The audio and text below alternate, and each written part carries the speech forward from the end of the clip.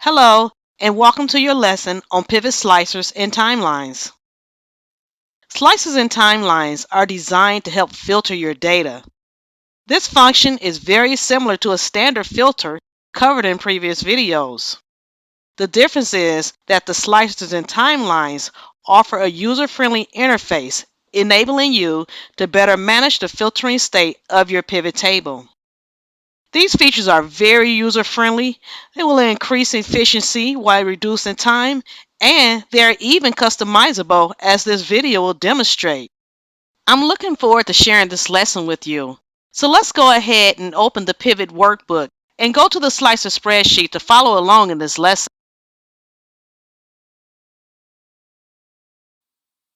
Okay, so here we are on our spreadsheet, and I would like to begin by opening our Slicer tab. Let's go ahead and right click on any tab at the bottom. Let's go ahead and say unhide, and let's select Slicers tab. So this data is pulling from the Sales tab, and it is similar to the report we used in the filtering lesson.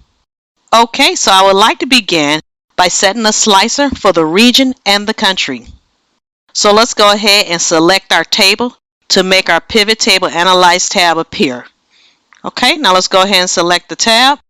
Let's say Insert Slicer. Okay, so let's go ahead and select Region and Country and say OK. So as you can see, when I do this, we have two slicers appear. Let's go ahead and set a placement for each one.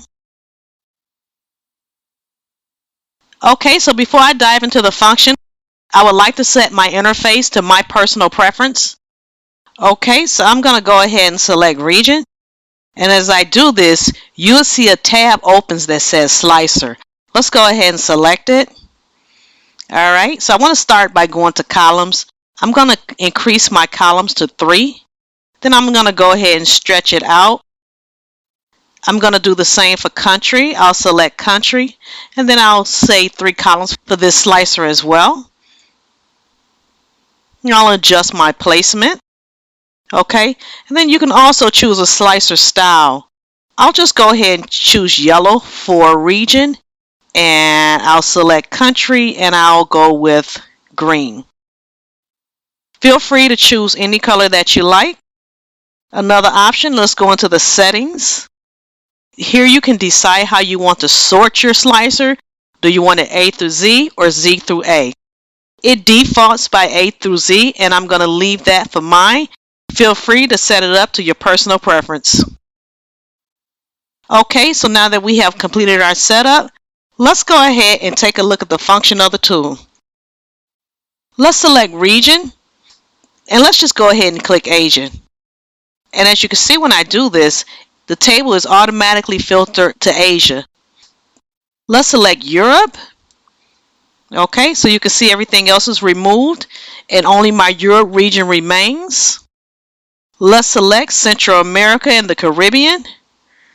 Okay, so as you can see, it's very simple to filter your data simply by clicking a button. Let's go ahead and click the multi-select button located in the upper corner of the region. Now this will allow us to choose more than one filter. So let's leave Central America checked, but let's go ahead and select Europe again. So as you can see, I now have Central America and the Caribbean and Europe on my table. Let's add one more. Let's go ahead and select North America. Okay, so now as you can see, I have the ability to select multiple items from one slicer. Okay, so now let's go ahead and take a look at our country slicer. Let's select the red X next to the filter icon on the region section before we get started.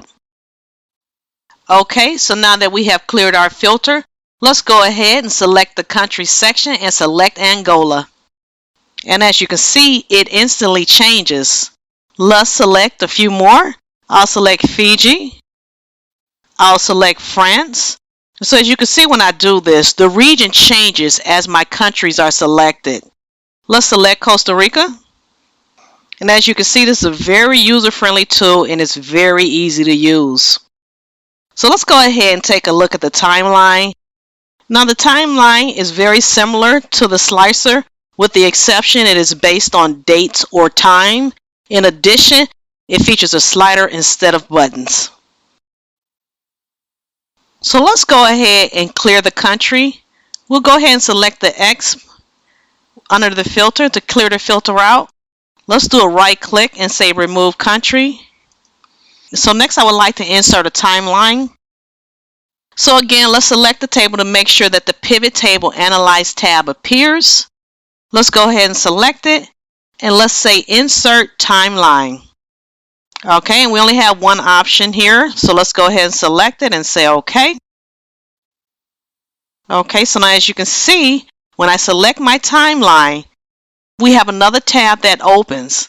Now this gives you the option to style your timeline, just as we did with the slicers. I'll go ahead and say yellow just to be consistent with my timeline, and I also stretch it out to resize it. Let's take a look at the settings. So you have the option to change the caption. Here it says sales date. I'm going to leave that, but you can feel free to update yours. You can choose to leave your header checked, your selection label checked. You have a scroll bar, and you also have a time level. So here the time level gives us the options to choose by years, quarters, months, or days. Today I'm going to be searching by quarters. Okay, so let's go ahead and select Sub-Saharan Africa. Alright, now let's go ahead and place our timeline on the third quarter. Okay, so as you can see, we have filtered by the region and by the quarter. Let's select North America. And as you can see, it selects North America and it leaves my third quarter selected. So let's go ahead and select the first quarter. Okay, so let's select another region. Let's say Australia. Okay, and as you can see, it remains on the first quarter. Let's select the second quarter. And as you can see, my changes are being made based on the buttons I choose and the timeline that I assign. Let's select Europe. Okay, and as you can see, it's still on my second quarter. Let's select the fourth quarter. Okay, so this works really great. It's a very user-friendly tool, and I hope that you find this information helpful. I'm going to go ahead and wrap the lesson up from here. Feel free to continue to test the tool out. With that being said, I will see you in the next video. Okay, so that wraps up this video. Job well done today. Be sure to save your work and then celebrate your accomplishments. Great job!